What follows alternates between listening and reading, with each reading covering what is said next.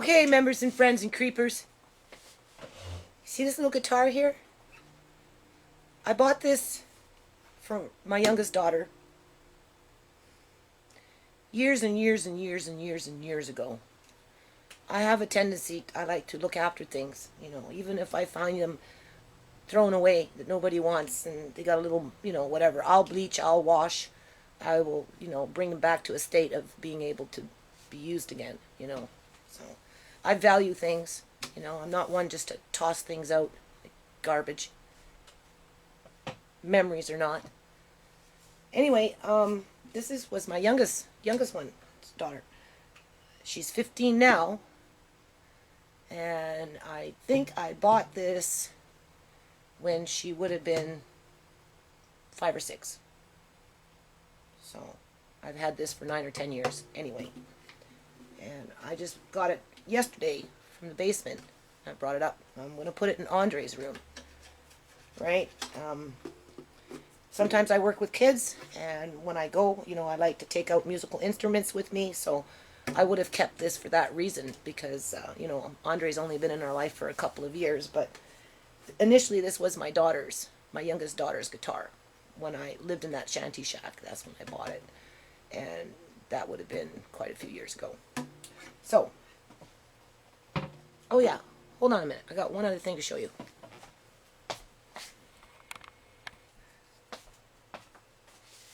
Okay, see? It says, attention to whom may all concern. Attorney General Leonard Krong, I think he's gone, MLA Nanaimo, and Public and Safety Solicitor General Jarup Bar, Surrey, MLA Panorama Ridge, MLA. Actually, I just emailed Jarup Bar. I'm pretty sure that was who I emailed one of my videos directly to the Parliament House, because I want my grandson back. And I wrote this back in 2005, and it relates to 2003, 2004, and 2005, and it talks about the shanty shack and the little girl and her mom and the mental illness of the mom, and all the things I used to do for the mom while looking after the little girl for the Ministry of Children and Family Development, who failed to pay me for that.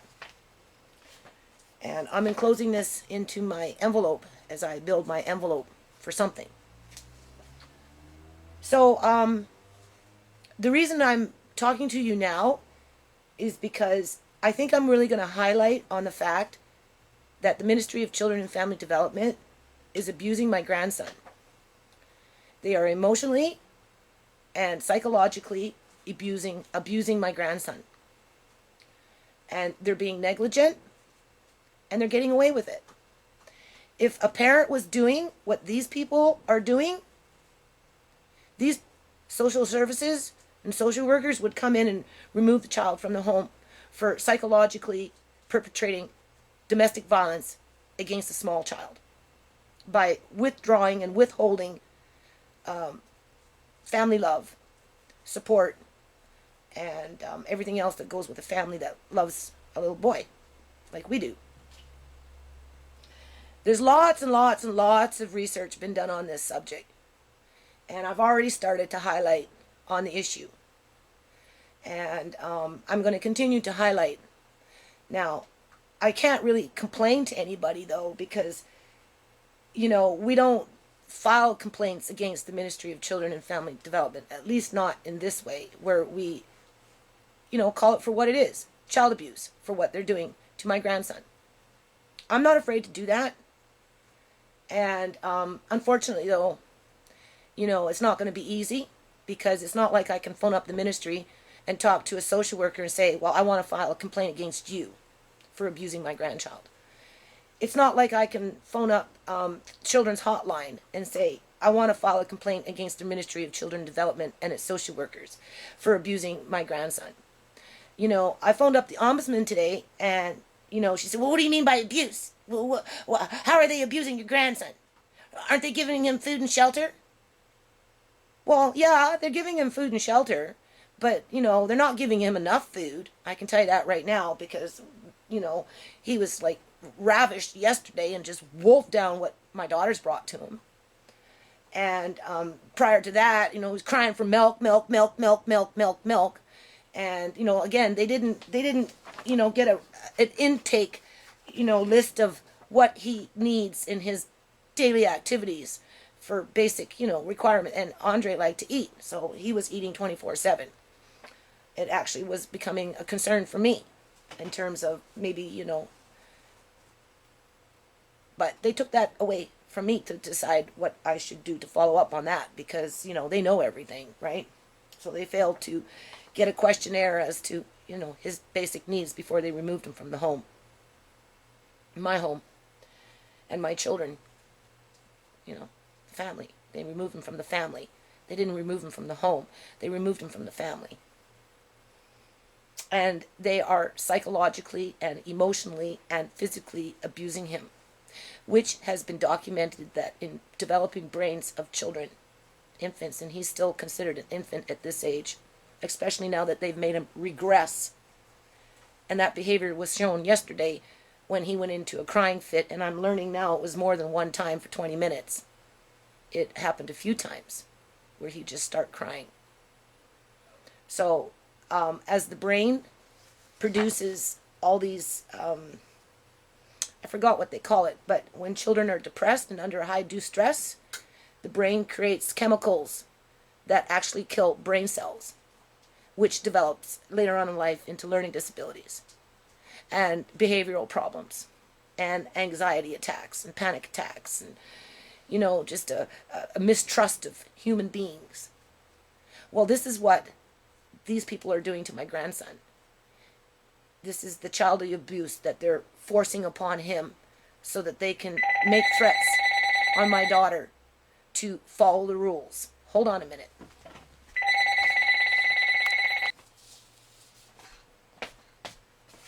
Okay, I forgot what I was talking about because there's just so much on my brain.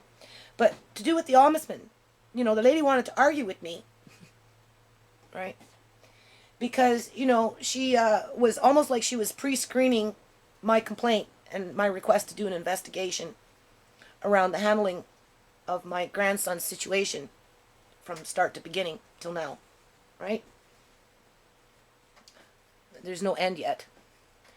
And, you know, she tried to steer it away from me and, you know, focus on my daughter. And I'm like, well, no, we need to talk about me. Hold on.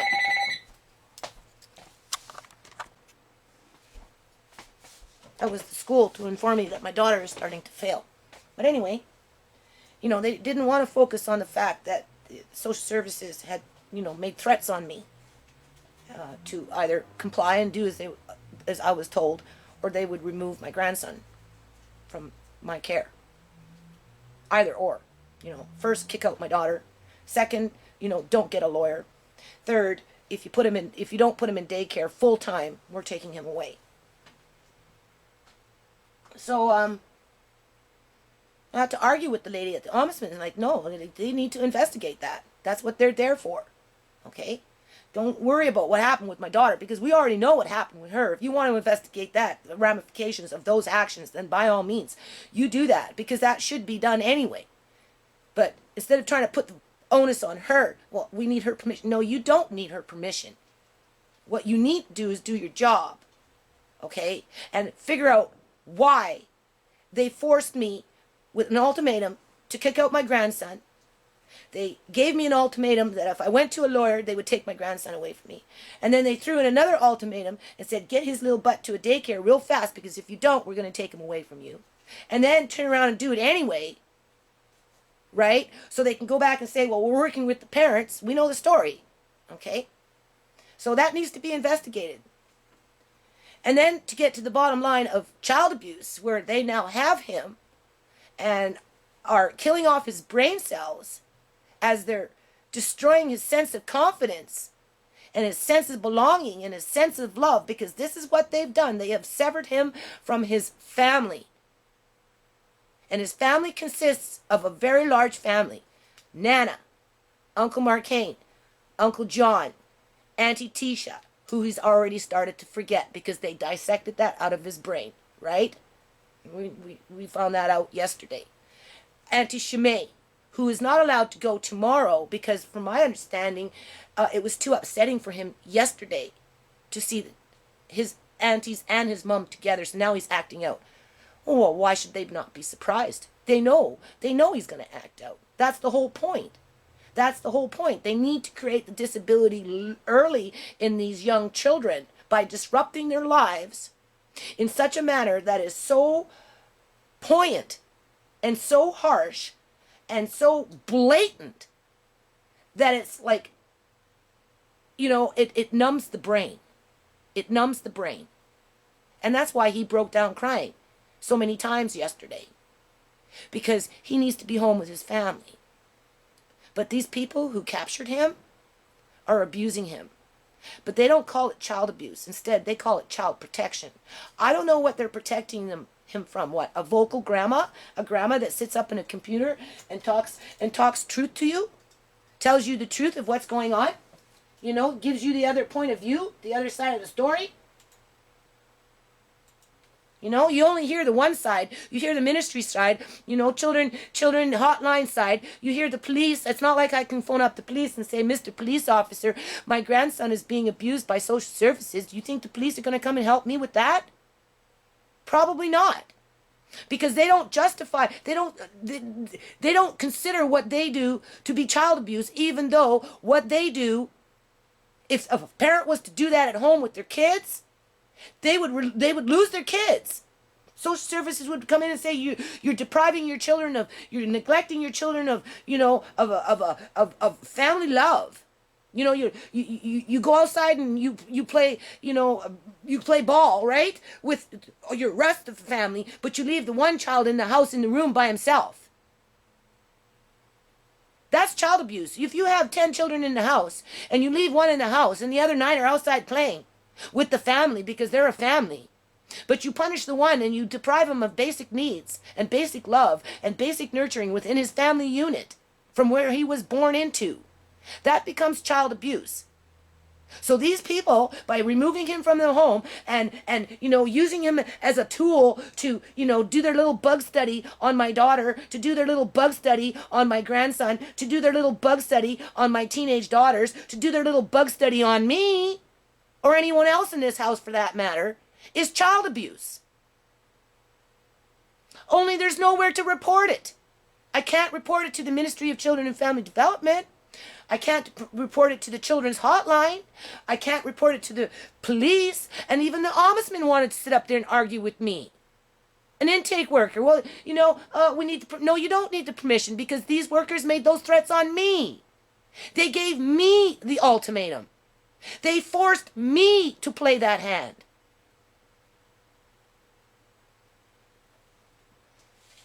So I'm just doing a highlight on the last video, and I'm going to add it into this video. I'm going to show that I have Andre's guitar here that used to be his auntie's Tisha, when she was 5-6 years old, and she's 15 now. So this is a 9 or 10-year-old guitar that whenever I was out in the courtyard when I lived at Gateway Place, I let the kids play with it. Because by that time, Tisha outgrew it, right? But I paid for it. And now it's Andre's, and he needs to come home and play it. It needs to be tuned. It's not tuned, because it's been downstairs for a couple of years. But this is Andre's guitar. This is an emotional thing for him to get in touch with himself so that he can grow up and learn to feel good about himself. Not go back to his foster kidnappers and start acting out because he was ripped away from his family yesterday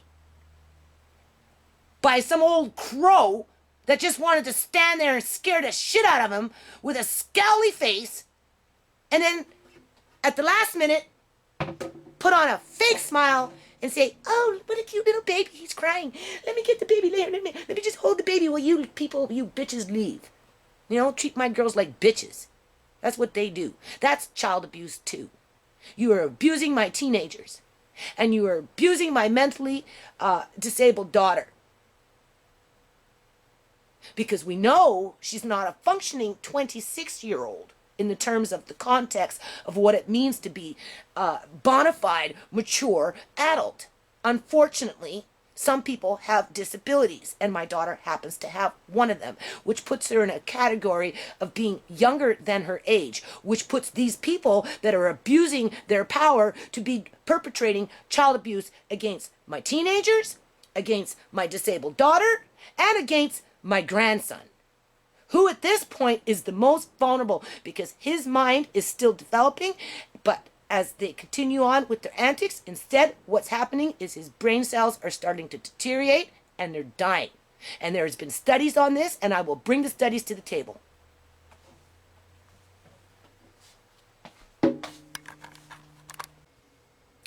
Okay, members and friends, and my creepers. So, who do I call? The BC Ombudsman, which I did this morning, and had an argument on the phone there because the lady tried to switch things around, right? And, anyway, the BC Ombudsman, who from what I can tell doesn't want to get involved with my initial complaint to request an investigation. Or do I call the Children's Hotline and report the social workers for child abuse and neglect? Or do I call the Ministry of Children and Family Development and report an incidents of child abuse and neglect to them against them? Do I call the police, or would they help me? Or are they the 99% of the no who don't mind child abuse as long as it's their way? Because that's pretty much what it boils down to here. Here's some information. Infants and young children, hold on, right here.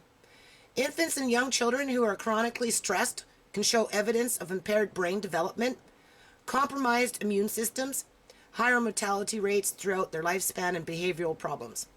When an infant is repeatedly distressed for long periods of time without comforting, even if physical care is adequate, because that's what the ombudsman asked me this morning. Well, does he not get food and shelter?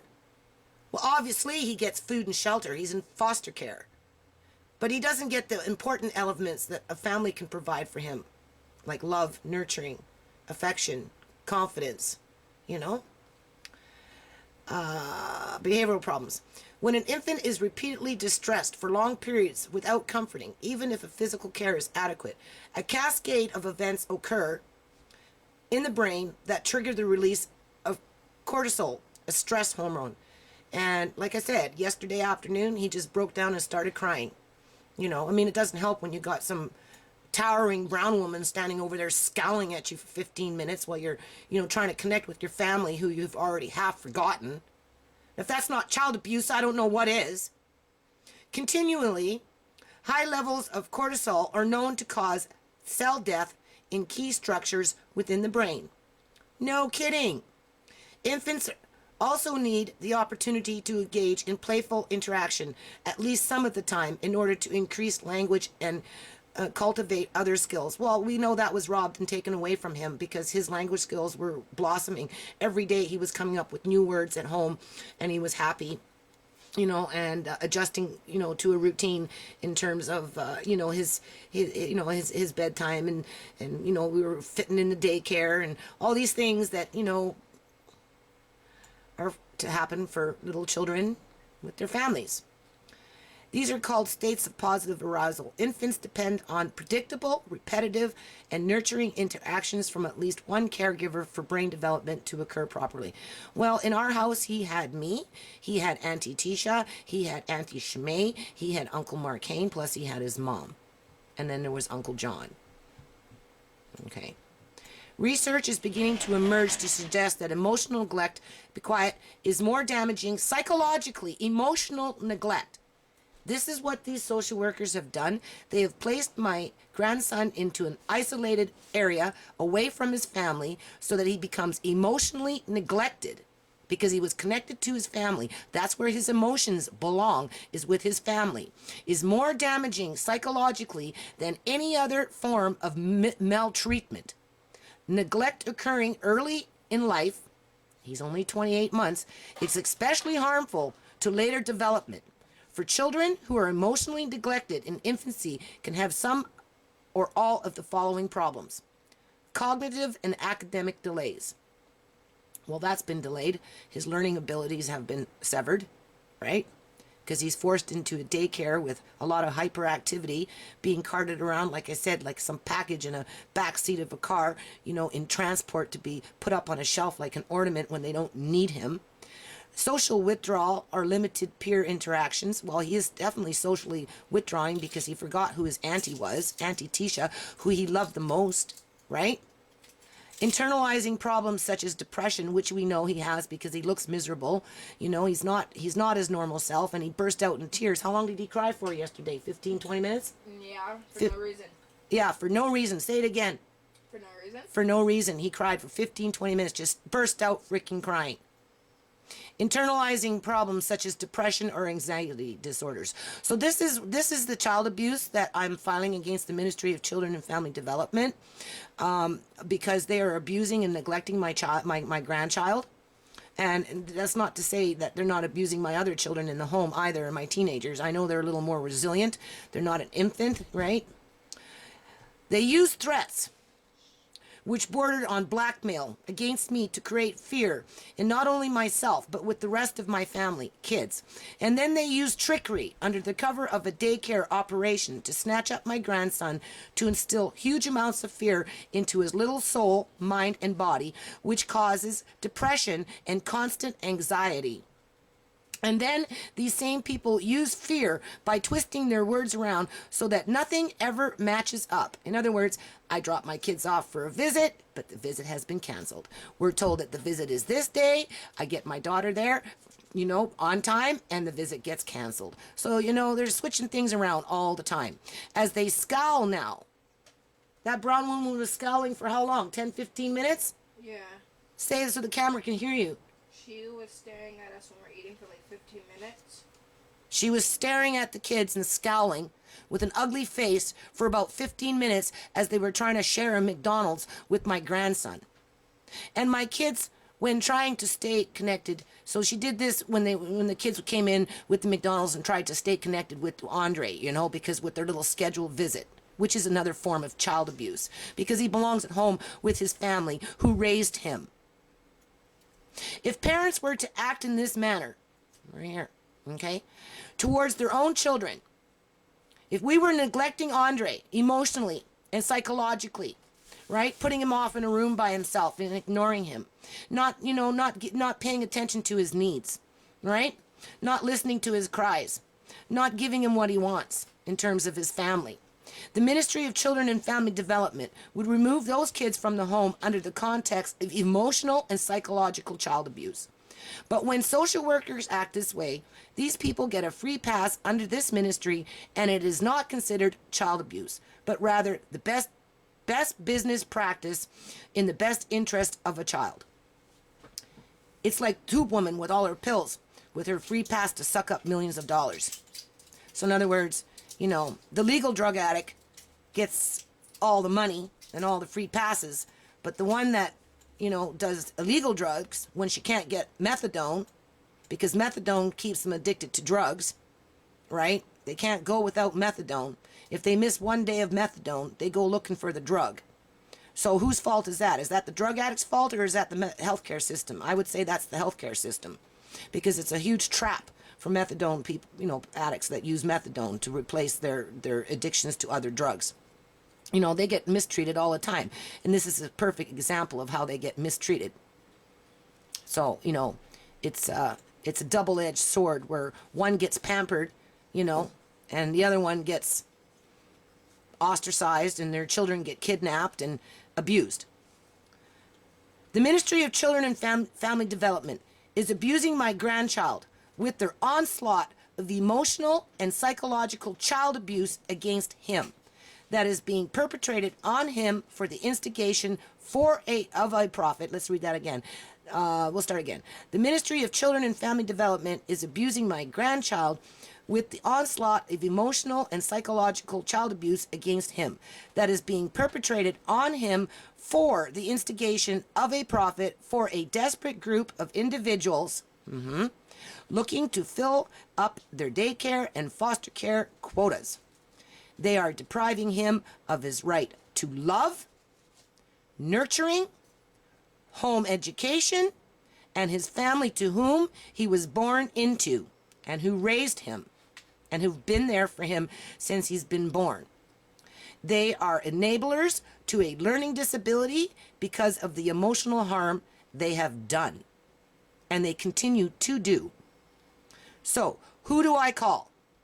The BC Ombudsman, from what I can tell, doesn't want to get involved from my initial complaint to request an investigation because they're trying to steer it away from me with the fact that it was me that they threatened that if I didn't kick out my daughter, they would take Andre away. It was me that they threatened that if I went to go seek a lawyer for temporary custody of my grandson, they would take my grandson away from me. It was me that they threatened that if I didn't put my grandson into daycare, they would take my grandson away from me. So that's three threats that they put on me, right? For, asking questions or disagreeing with full-time daycare or hesitating to throw out my daughter, when they asked me to. They didn't ask me to. They told me to. They gave me an ultimatum.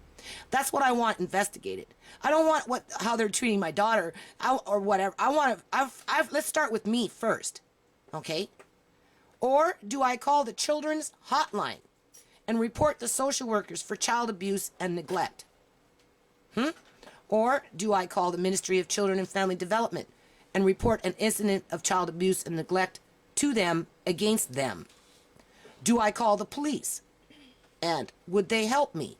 Or are they that 99% of the no? In other words, the professional, well-educated, college, university, epitome of what is right in our society, that side of the fence, the bush, you are either with us or against us. Come into the no, right? And forget about everybody else. Because, we're just going to eat them up for breakfast and abuse their kids and then sit up there and deny that we're abusive. Who don't mind child abuse as long as it's their way. Okay? I'm calling them out on child abuse. They are psychologically, emotionally, and physically abusing my grandchild. These people have absolutely no right to do what they're doing.